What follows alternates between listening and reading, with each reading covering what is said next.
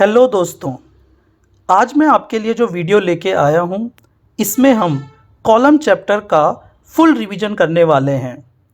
दोस्तों, जो भी स्टूडेंट्स अपकमिंग जेई एग्ज़ाम की तैयारी कर रहे हैं और जिन स्टूडेंट्स का यूकेपीएससी जेई इंटरव्यू में सिलेक्शन हुआ है, दोनों के लिए यह वीडियो बहुत उपयोगी रहने वाला है।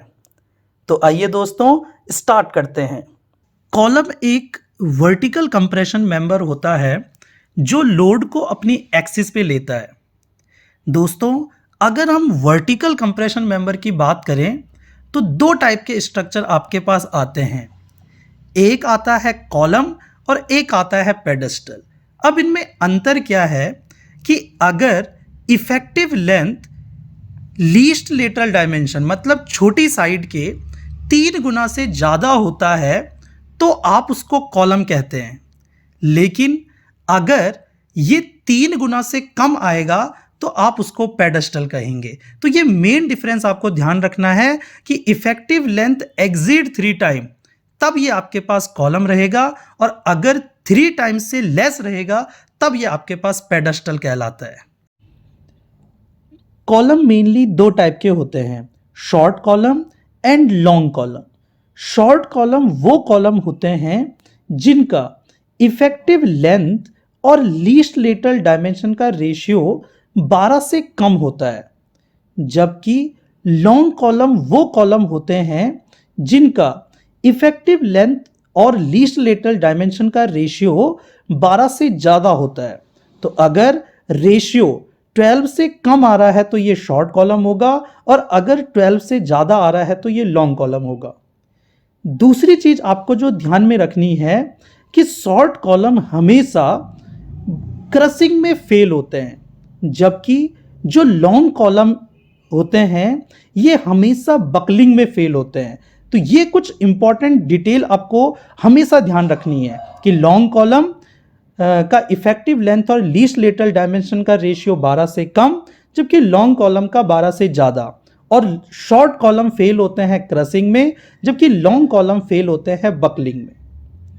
अब दोस्तों, अगर रेनफोर्समेंट इन कॉलम की बात करें तो कॉलम में दो टाइप का रेनफोर्समेंट किया जाता है, एक लॉन्गिट्यूडिनल रेनफोर्समेंट और एक होता है ट्रांसवर्स रेनफोर्समेंट। जो भी स्टील वर्टिकल डायरेक्शन में लगती हैं, जैसे कि ये रेड कलर की बार्स आपको दिख रही हैं, ये लॉन्गिट्यूडिनल रेनफोर्समेंट में आता है, जबकि जो भी हॉरिजॉन्टल बार्स ये येलो कलर की जो आपको दिख रहे हैं ये आता है ट्रांसवर्स बार्स के रूप में कहलाते हैं।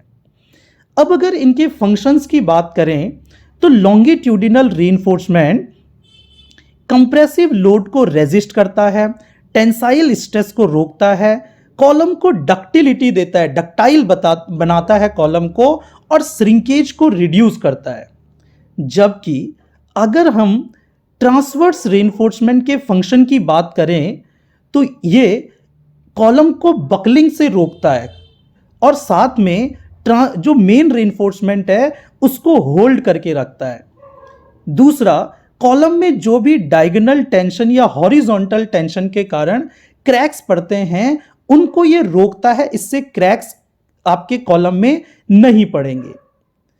अब अगर हम लॉन्गिट्यूडिनल रेनफोर्समेंट की कुछ इंपॉर्टेंट डिटेल की बात करें तो पहली चीज आपको ध्यान रखनी है कि लॉन्गिट्यूडिनल रेनफोर्समेंट जो होता है इसका परसेंटेज जो होता है ये आपका 0.8% से लेके 0.8% से 6% तक होता है। मतलब किसी भी कॉलम में कम से कम 0.8% और मैक्सिमम 6% तक स्टील, लॉन्गिट्यूडिनल स्टील आप क्या कर सकते हैं, प्रोवाइड करवा सकते हैं।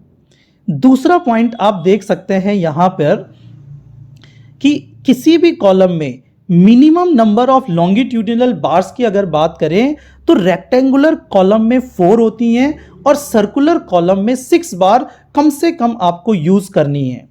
दूसरा, लॉन्गिट्यूडिनल बार्स की बात करें तो किसी भी कॉलम में इनका डायमीटर कभी भी 12 से कम नहीं होना चाहिए, हमेशा 12 mm और उससे ज्यादा की बार आपको यूज करनी चाहिए।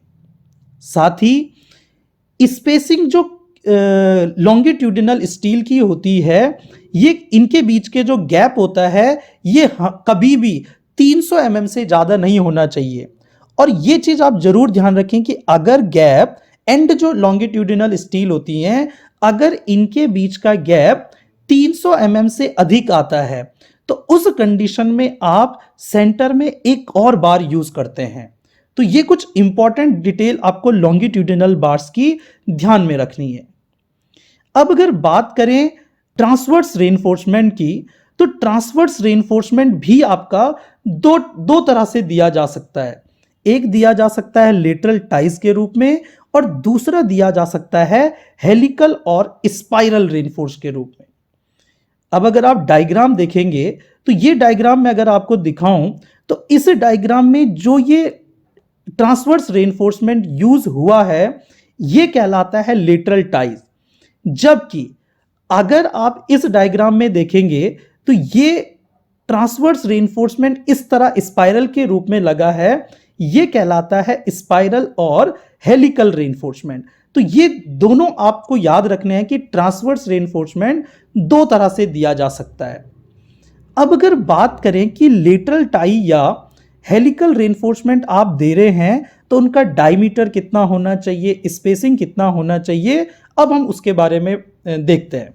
तो किसी भी लेटरल टाइज का diameter should be greater among, हमेशा इनसे ज्यादा होना चाहिए। किससे ज्यादा? 1/4 of diameter of largest longitudinal बार और 6 mm। तो जो बार आप लॉन्गिट्यूडिनल बार यूज कर रहे हैं उसका अपॉन 4 करके और 6 mm में से, इन दोनों में से जो भी आपकी वैल्यू ज्यादा आती है उतने डायमीटर की लेटरल टाई आपको कॉलम में यूज करनी है। अगर बात करें कि चलो लेटरल टाइज का डायमीटर तो आप यहां से निकाल लेंगे, लेकिन इंपॉर्टेंट होता है कि लेटरल टाइज को आपको कितने कितने गैप में लगाना चाहिए। तो गैप निकालने के लिए आपके पास कुछ इंपॉर्टेंट डिटेल होती है। पहला कि लीस्ट लेटरल डायमेंशन, एक लीस्ट लेटरल डायमेंशन आप ध्यान देंगे। दूसरा 16 times the diameter of smallest longitudinal बार, अगर 2 डायमीटर की बार आप यूज कर रहे हैं तो छोटे डायमीटर वाले बार्स का डाया का 16 टाइम आपने लेके चलना है। तीसरा 300 mm एंड चौथा आता है 48 times the diameter of lateral tie, कि लेटरल टाइज का जितना डायमीटर है उसका 48 टाइम करना है। तो इन 4 डिटेल में से जो डिटेल आपकी सबसे कम आती है उतने स्पेसिंग पे आपको या उतनी पिचिंग पे आपको लेटरल टाइज यूज करनी है।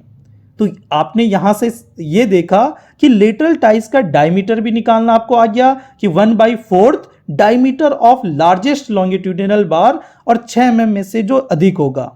और इसके बीच के जो स्पेसिंग है ये कैसे निकलेगा? Least lateral dimension 16 time diameter of smallest longitudinal bar 300 mm and 48 times the diameter of lateral ties. इनमें से जो सबसे छोटी डिटेल होगी उतनी स्पेसिंग पे लेटरल टाइज आपको यूज करनी है।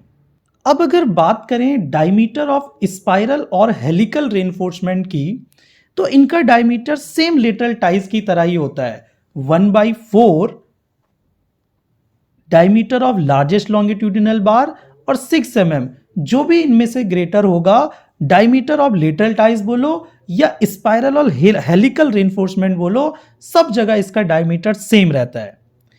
अब अगर पिचिंग की बात करें या स्पेसिंग की बात करें स्पाइरल रेनफोर्समेंट में, तो ये 75 mm या 1/6 diameter of core of concrete. Core of concrete मतलब होता है कि स्टील के अंदर के सरफेस में जितनी भी कंक्रीट है इसका डायमीटर कोर कहलाता है और इसका 1/6 आपने लेके चलना है और 75 mm लेके चलना है। इससे कभी भी आपका जो स्पेसिंग या पिचिंग है वो कभी भी ज्यादा नहीं होना चाहिए।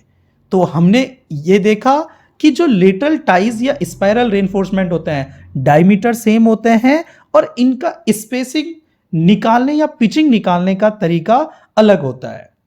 अब दोस्तों आगे अगर बात करें तो हम बात करते हैं कवर्स की कि किसी भी कॉलम में कवर कितने का देना चाहिए, और कवर में भी हम पढ़ के चलते हैं नॉमिनल कवर या क्लियर कवर। किसी भी कॉलम के सरफेस से लेके जो स्टील रहती है, स्टील के सरफेस तक का जो ये गैप कहलाता है, ये कहलाता है क्लियर कवर। तो किसी भी कॉलम का क्लियर कवर कभी भी 40 mm 40 mm या डायमीटर ऑफ बार, इनसे कभी भी कम नहीं होना चाहिए। और मेनली क्या बोल के चलते हैं कि किसी भी कॉलम का जो कवर होता है वो 40 mm का लिया जाता है।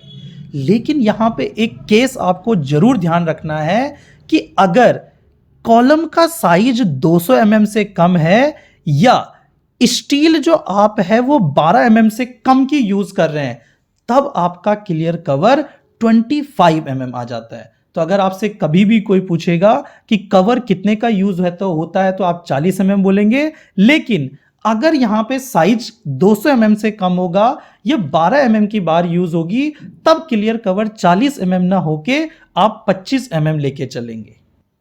दोस्तों, अब हम पढ़ के चलते हैं मिनिमम इसेंट्रिसिटी इन कॉलम। देखो, सबसे पहले आपको पता होना चाहिए कि कॉलम के इसेंट्रिसिटी का मतलब क्या होता है। किसी भी कॉलम के सेंटर से कितनी डिस्टेंस तक आप लोड लगा सकते हैं या कितनी डिस्टेंस तक लोड लगाना चाहिए, सेंटर से वहां तक की डिस्टेंस ही इसेंट्रिसिटी कहलाती है। किसी भी आरसीसी कॉलम में इसेंट्रिसिटी L/500 उसकी effective length upon 500 plus D/30 width और डेप्थ। अगर आप विड्थ से लेके चल रहे हैं तो B/30, अगर आप डेप्थ से लेके चल रहे हैं शॉर्ट डायमेंशन से तो D/30। ये या 20 mm, इनमें से जो ज्यादा आता है उतनी इसेंट्रिसिटी आप कॉलम में लेके चलते हैं। लेकिन किसी भी कॉलम की इसेंट्रिसिटी हमेशा 0.05 D मतलब डेप्थ या शॉर्ट डायमेंशन या 0.05 B लार्जेस्ट डायमेंशन B कहलाती है, इनसे हमेशा कम होना चाहिए। तो मिनिमम इसेंट्रिसिटी निकालने का सबसे इंपॉर्टेंट फॉर्मूला आपको यह जरूर ध्यान रखना है, L/500 प्लस B/30 या D/30। किसी भी कॉलम में ये डायमेंशन कहलाती है B और ये डायमेंशन कहलाती है D। तो B या D में से कुछ भी आप लगा सकते हैं। तो L/500 प्लस B/30 या D/30, और दूसरा आपको याद रखना है 20 mm।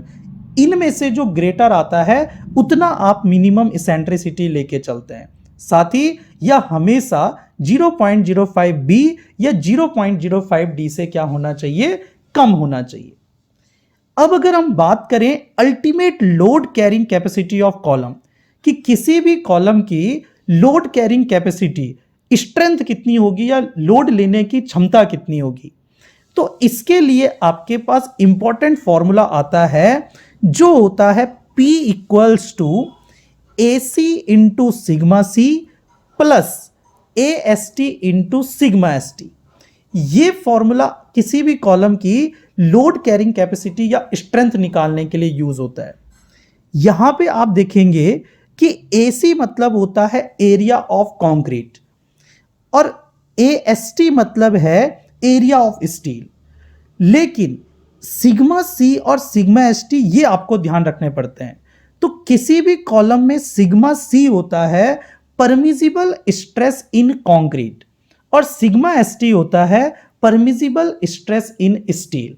तो इनकी वैल्यू Fe 250, 415, Fe 415 सबके लिए आपको पता होती है। तो यहां से आप किसी भी कॉलम की लोड कैरिंग कैपेसिटी या स्ट्रेंथ निकाल सकते हैं।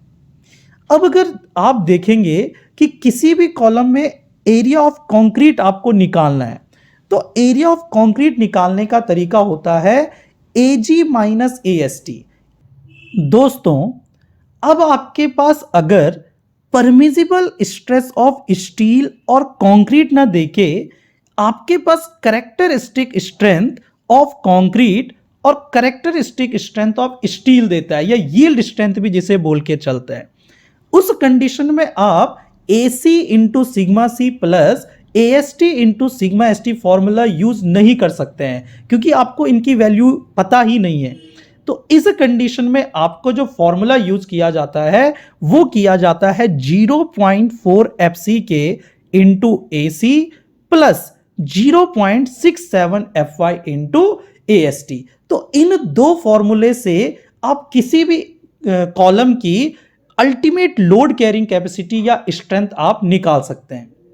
ये जो फॉर्मूले आप यूज करते हैं दोस्तों, ये उस कंडीशन में है जब आपकी लेटरल टाइज यूज होंगी। ट्रांसवर्स रेनफोर्समेंट के रूप में अगर लेटरल टाइज यूज करते हैं, लेकिन अगर आप लेटरल टाइज की जगह हेलिकल या स्पाइरल रेनफोर्समेंट यूज कर रहे हैं तो आपकी जो स्ट्रेंथ इन फॉर्मूले से निकलती है ये 5% आपकी इंक्रीज हो जाती है। मतलब अगर आपको वैल्यू निकालनी है तो इन वैल्यूज के साथ 5% मतलब 0.05 का मल्टीप्लाई करना चाहिए, उससे स्ट्रेंथ 5% क्या हो जाएगी, इंक्रीज हो जाएगी। तो दोस्तों इस तरह से हमने पूरे के पूरे कॉलम चैप्टर का क्विक रिवीजन खत्म कर दिया। तो दोस्तों आपको ये वीडियो कैसा लगा जरूर बताएं, और साथ में अगर आप ऐसे ही कंप्लीट चैप्टर की वीडियोस आगे देखना चाहते हैं तो कमेंट बॉक्स में जरूर अपने कमेंट शेयर कीजिए। तो वीडियो आपको कैसा लगा, लाइक शेयर कमेंट्स जरूर कीजिए। थैंक यू दोस्तों।